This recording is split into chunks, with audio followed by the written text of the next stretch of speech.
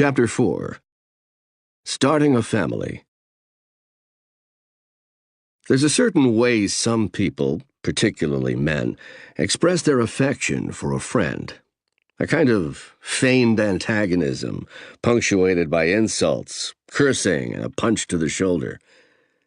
Well, one day Loretta and I were sitting in her childhood home down on 7th Street in Mount Carmel.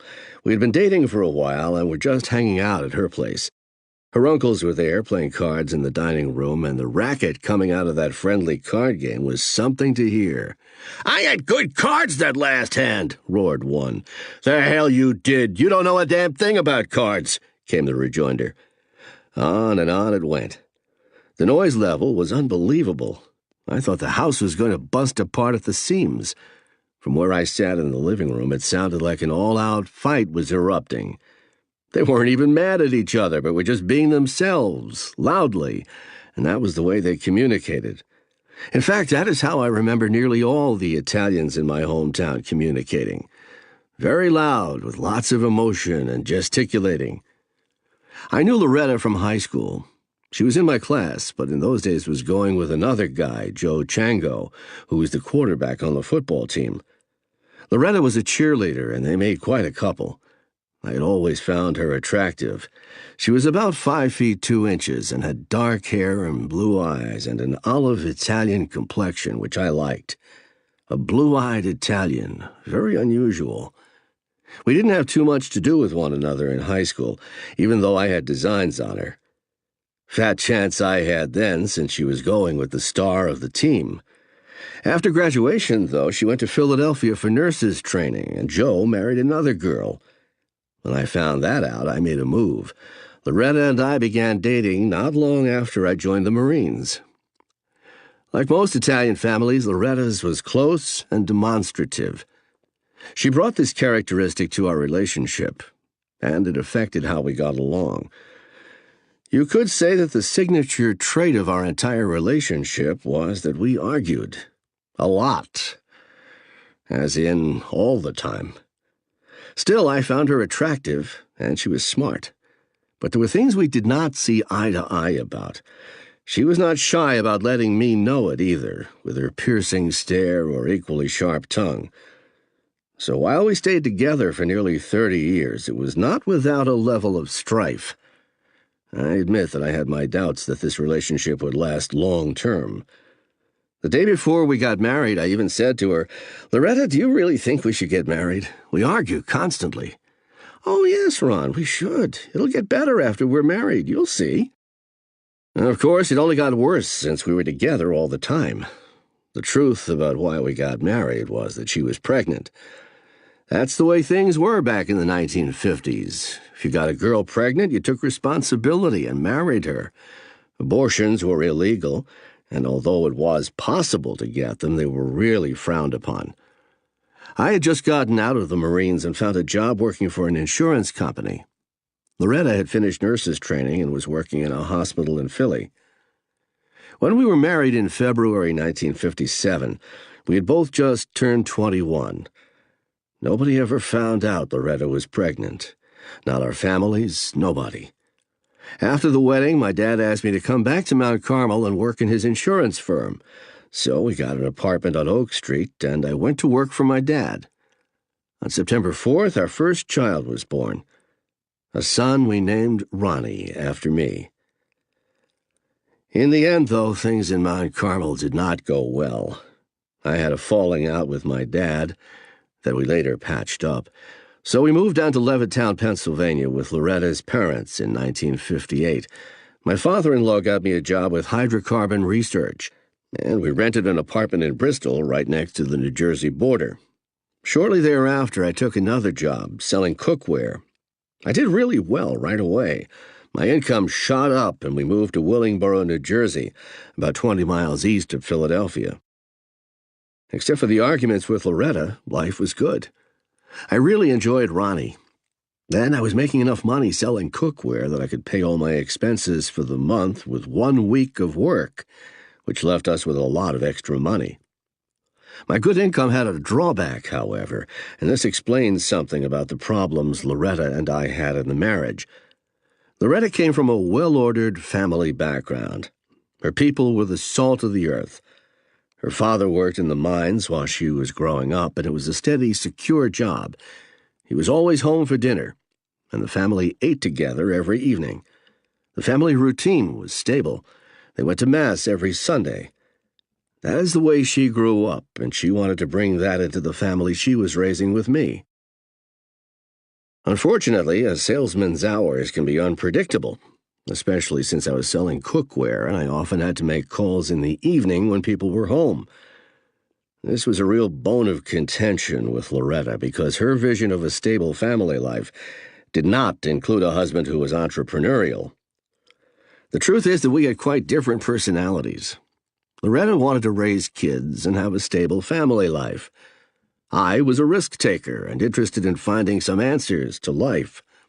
Now, some marriages might work with two opposite personalities like that. But both Loretta and I were strong-willed, and it just never worked out. My kids will tell you that they cannot ever recall a time when Loretta and I got along. Still, having Ronnie and later the twins Denise and David in my life was wonderful. I loved looking into their blue eyes, holding their tiny hands, hearing them gurgle and laugh. It was great. When the twins were about 3 months old, we had them christened. I rented the Mallard Inn, a restaurant off Route 38 in South Jersey. Carlo and Augusta Racine were their godparents and carried them into the ceremony. We catered a nice big dinner for the guests, and everybody had a really good time. Our family spent David's early years in Willingboro. It was a wonderful place to raise a family in the 1960s.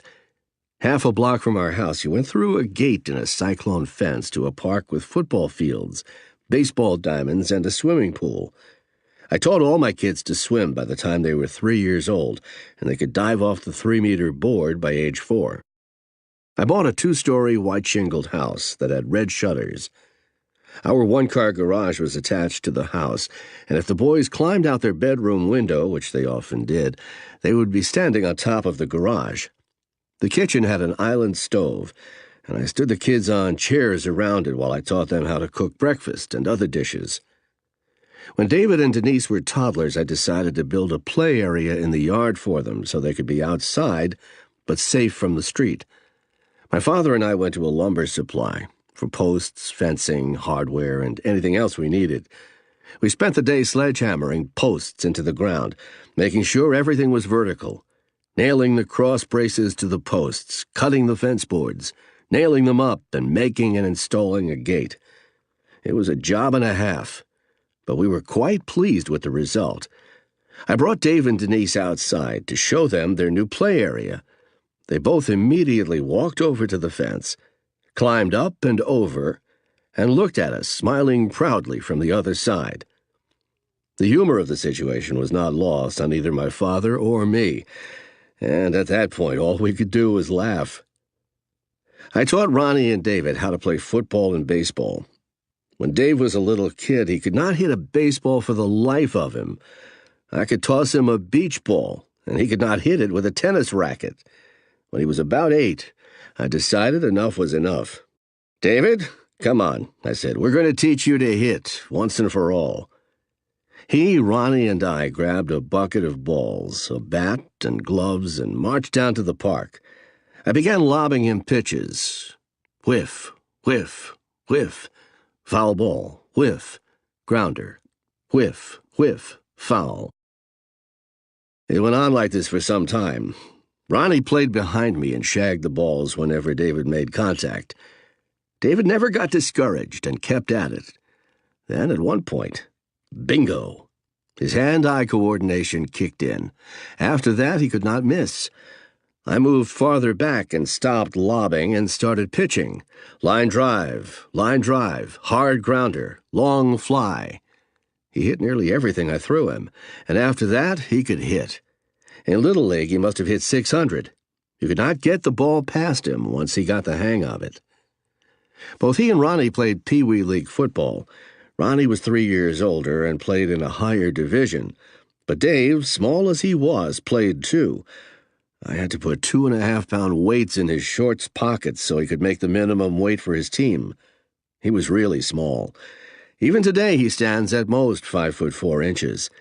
Like me, David was skinny as a kid, but he was tough and scrappy.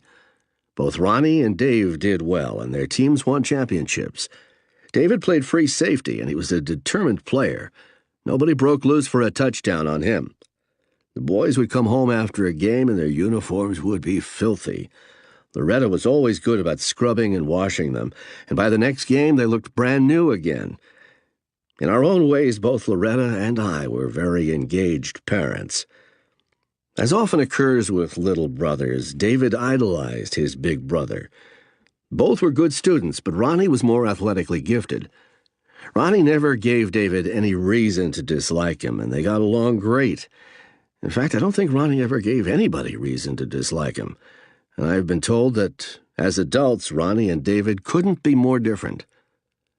Like most households with energetic kids, ours was often boisterous. Ronnie and Dave would sit in a cardboard box at the top of the stairs with their football helmets on and slide down, crashing at the bottom.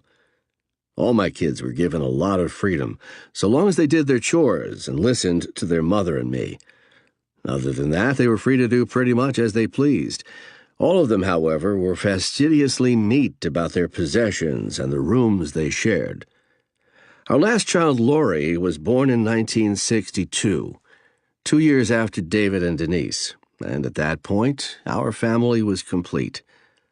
Lori also had blue eyes and was blonde like the others, but her hair darkened and became more like Loretta's as Lori got older. My work continued to go well, and despite the number of mouths to feed, we still had plenty of discretionary income. Both Denise and Lori were dancers. Loretta or I drove them to their lessons, and they learned tap dancing, ballet, jazz, you name it. In Atlantic City was a place called Tony Grant's, and he held talent shows for kids called Tony Grant's Stars of Tomorrow. Denise and Lori danced in the shows as a sister act. On stage, they were like shadows of each other. They were so in sync. Both had great moves and natural rhythm. The Jersey Shore was only about an hour's drive east, and we often went there for summer vacation. We'd spend the day at the beach, come back to our rented house, clean up, and go out for a fish dinner. Those were wonderful times. All the kids were good-looking, bright, and a real joy to be around. Many days I would come home from work at night, and if they were still up, we'd sit around the table, and they would yap at me. I let them talk about anything and everything. I never talked down to them. I talked to them as individuals, and I think they liked that. They could tell me anything or ask me anything. "What'd you do today, Dad?" I'd tell them about my day and then ask, "How about you, Denise? What did you do?" We would sit around just talking to one another. There was a tradition in the coal region that when you had company, you sat around the kitchen table, not in the living room, and had a beer or a cup of coffee. One time, Bernie Lysak, who played sax in a polka band I was part of, came for a visit with his wife. And when they were leaving, he told me, "Man, your kids are just like adults. They can carry on a conversation about anything." One thing about my kids, I never made them feel wrong for telling me things. I never made them feel guilty for anything they did. I would talk to them and sort out how to deal with it. I might tell them they had to do the dishes for a week as a penalty if they did something wrong. But then when it was over, it was over. Consequently, they were pretty open with me. That was something I learned as a kid. When an adult got on me for something I did wrong, I felt bad. So I decided never to do that to my kids. One time when he was a youngster, David got in a spat with a neighbor kid and punctured holes in the kid's bicycle tires with a dart. The kid's mother came over and let me have it. I defended David and sent her away. Then I shut the door and asked David, "Did you do it?" "Yeah," he confessed. "I did." I made him do chores for a week as a penalty, and that was that. I never let things like that fester. Once they confessed and they took their penalty, it was over. This was years before Scientology, and I later realized that I should have made David apologize to the kid and buy him new tires to square things. Ronnie was always smart and very athletic. He was really fast. In Pee Wee football, once he got into the open, he was gone. Denise was also really fast, but what I recall best about her is that she was super helpful. She always wanted to help us around the house or help other people. She was affectionate and extremely loyal. She would do anything for her friends. Lori also wanted to help out whenever she could. One time we were laying tile, and Ronnie, David, and Denise were helping. Lori was too young to help, so she snuck off into the kitchen and made little sandwiches and lemonade for us. That was her contribution. What their mother and I instilled in them was the idea that you had to earn your keep. You can't just live life and expect people to give you something for nothing. In a family, you do whatever you can to help support it. I explained it to them like this. Listen, I have a job to support us. Your mother cooks for you. You have a nice house to live in. Everybody in the family has a job. So here's what your job is. And they accepted that that was the way it worked. By the ages of 3 or 4 or 5, they understood how things worked, and they agreed. One day, Ronnie said to me, "Dad, I want to learn how to ride a two-wheeler bike." "Okay, I'll help you. But I'll tell you right now, you aren't going to stop until you can pedal that bike by yourself." We went out on a hot summer day, and I'd push the bike, then let go, and the bike would fall over, or he'd fall off. We kept at it and kept at it. And when How to Do It kicked in, he was beaming with pride that he'd learned how to ride a bike. The next summer, he was out front, and David said, "Ronnie, I want to learn how to ride a two-wheeler." "Okay," Ronnie said, "I'll teach you, but remember this. We're not going to stop until you learn how to ride, no matter what." Ronnie and Dave were always close. But in the future, their roles would reverse, with David delivering the stipulations of how things would be. When I peered into the future, I saw my kids growing up happy and healthy, following whatever passions they had found. One day marrying and starting families of their own, and me becoming a grandfather who could dote on my grandkids. If you had told me then that one day my son David would effectively cut me off from my own daughters and their children, I'd have laughed in your face. Today I'd be dining on crow because that is what has happened. The Church of Scientology actively tears families apart, separating parents from their children, turning children against their parents, all the while claiming that forced disconnection does not exist. I'm telling you that it does exist, and my family is just one of many that have been victimized.